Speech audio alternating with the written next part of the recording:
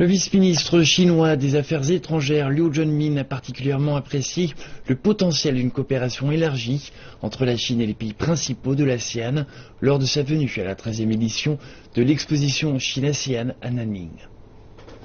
Le vice-ministre de la diplomatie chinoise, Liu Zhenmin, a dit avoir été le témoin du passage d'une présence majoritairement de produits agricoles à une exposition de produits de haute technologie, comme jamais il n'en avait vu au cours de ses 4 années de présence à l'expo.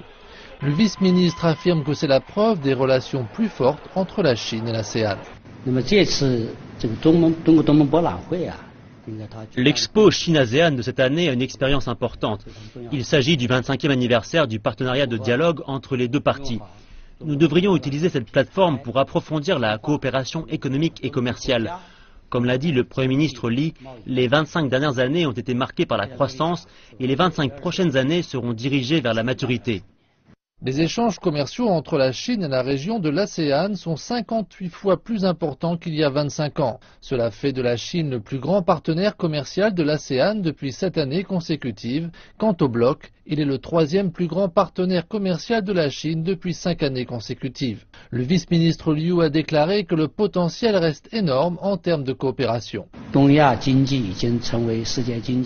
L'Asie du Sud-Est est devenue une source importante de la dynamique de croissance pour l'économie mondiale.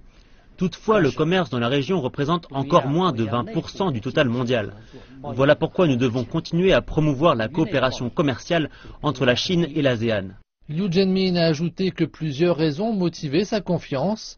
Il a estimé que les pays de l'ASEAN sont considérés comme prioritaires dans la coopération en matière de construction de la Chine dans le cadre de l'initiative Une ceinture et une route. Il a également déclaré que la dernière modernisation de la zone de libre-échange Chine-ASEAN en juillet devrait contribuer à faciliter le commerce et l'investissement au-delà des frontières.